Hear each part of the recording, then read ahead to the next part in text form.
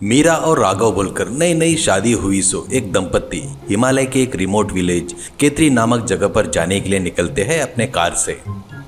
तब राघव मीरा से, क्या मीरा तुमको विजिट करने के लिए दूसरी कोई जगह नहीं मिली क्या? कहीं तो भी कोने में केतरी में ले जा रही हो। मैंने सोचा पहली बार बोल रही हो शादी के बाद इसलिए आ रहा हूँ, पर मुझे अभी भी पसंद नहीं है मीरा करके कहता है। तो मीरा, अरे क्यों राघव, तुम बात बात पर कभी भी फॉरेन टूर्स और कहीं भी जाने को देखते हो, पर इंडिया में बहुत सारे जगह है और वो भी हिमालय में बेस्ट प्लेसेस है। मैंने सब पता करके ही बुक किया है। तुमको ये बात पता है क्या? केतरी गांव बहुत ही रिमोट विलेज है, उसको दूसरी दुनिया से कोई भी संबंध नहीं है। पैसा रहता है पर नेचर के पास ही रहता है। वहाँ पर मेरी फ्रेंड 10 जोन है, वही सब देख लेगी अपने रहने के लिए। तुम मुझे डराओ मत और तुम भी डरो मत प्लीज करके कहती है। तो राघव, अरे हाँ मेरी माँ तेरी मर्जी, तूने बोली इसलिए ले जा रहा हूँ, ठीक है ना करके दोनों बातें करते हुए कार से जा रहे थे।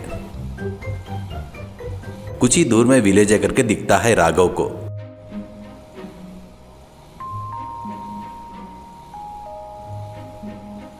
तो राघव मीरा से, मेरा तुम्हारे सपनों की दुनिया बहुत करीब है, देखो वहाँ पर आर्च दिख रहा है ना विलेज का करके कहता है। वो देखकर मीरा, हे यस आ गया केतरी के नजदीक आ गए अपन, थैंक यू राघव कहते हुए बहुत खुश होती है।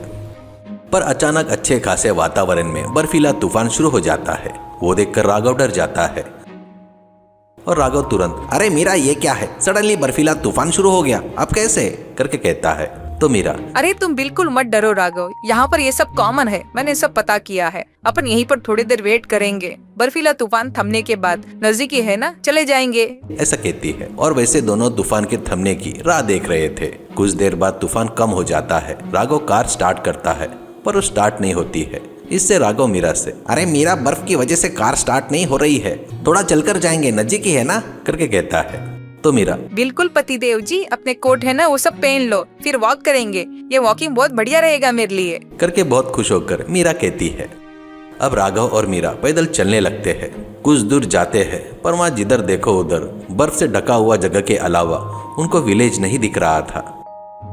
इससे राघव मीरा से, अरे मीरा अपन लोग भटक गए लगता है, अब क्या करेंगे करके कहता है। तो मीरा, हाँ राघव, बहुत नजदीक है करके सोच रही थी, पर हम लोग सडनली रास्ता कैसे भटक गए, अब क्या करेंगे कहते हुए चारों तरफ देखती है। राघव थोड़ा गुस्से से, अब क्या करेंगे मुझे पूछ रही हो क्या? देख अब जब बर्फ गिरती है ना तब क्या करते हैं वीडियो में देख करके कहता है। तो मीरा, अरे पति देव जी गुस्सा मत हो, देखो वहाँ दूर पर एक गुफा है ना, वहाँ पर कुछ देर स्टे करेंगे, अपने को कोई भी मदद मिलेगी ऐसा कहती है। पर राघव को समझ में नहीं आता, पर वो मीरा को फॉलो करने के अलावा वो कुछ नहीं कर पाया। ऐसे दोनों गुफा के पास पहुंचते हैं।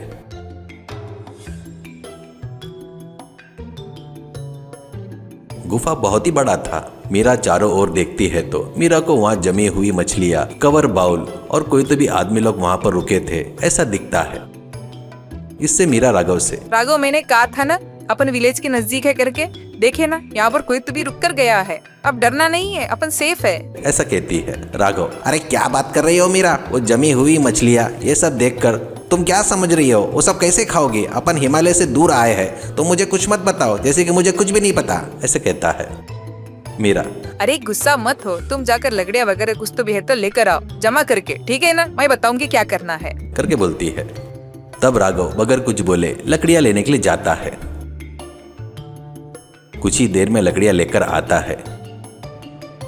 मीरा वो लकड़ियाँ सभी एक जगह पर जमा करके आग लगाना शुरू करती है।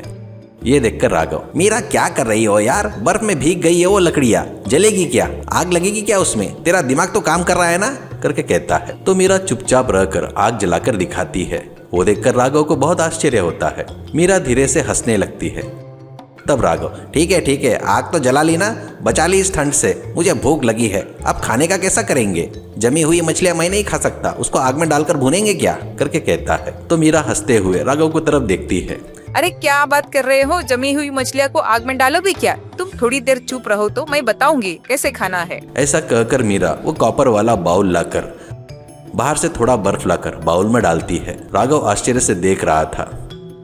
फिर मीरा उस कॉपर बाउल से भरा बर्फ को कॉपर बाउल को आग के ऊपर रखती है। देखते ही देखते पानी तैयार हो जाता है। राघव को फिर से आश्चर्य होता है। अब मीरा वो जमी हुई मछली को उस पानी में डालकर उस आग पर रखती है। ये देखकर राघव को फिर से आश्चर्य होता है। कुछ देर में ही मछलियां फ्रेश उबल कर आती है। तो वो राघव को देती है मीरा। तो राघव बगैर कुछ सोचे फटाफट उस मछली को खाता है। वो खाते ही राघव के चेहरे पर खुशी और आश्चर्य आता है और राघव तुरंत, मीरा बहुत टेस्टी है यार, ऐसा फूड मैंने कभी नहीं खाया, अभी तक का ये बेस्ट फिश है करके कहता है। तो मीरा, अरे मैंने कहा था ना, यहाँ का खाना और नेचर बहुत ही अच्छा रहेगा। इतने में उधर से लोगों को जाते हुए देखते हैं। तो तुरंत मीरा, अरे राघव चलो, अपन भी उन लोगों के पीछे गांव में जाएंगे। कहकर उन लोगों को फॉलो करते हुए विलेज में आ जाते हैं। विलेज में लोगों को देखकर राघव शॉक हो जाता है, क्योंकि कहीं भी देखे तो छोटी छोटी छावनियों में लोग बहुत खुशी से खाना बनाते हुए, सभी लोग बातें करते हुए हैप्पी लाइफ जी रहे थे। वो बांधे सो लकड़ियों के घर भी बहुत ही गर्म थे राघव के लिए। राघव बहुत खुश होता है और राघव मीरा से, thank you Meera, thank you, तू मेरी जिंदगी में नहीं होती तो मैं तेरे साथ नहीं आता था, ये बढ़िया विजुअल को मैं मिस कर देता था, हिमालय में भी इतने खुशी से जी सकते हैं करके मुझे अभी समझ में आ गया। ऐसा कहते हुए मीरा को थैंक यू कहता है राघव।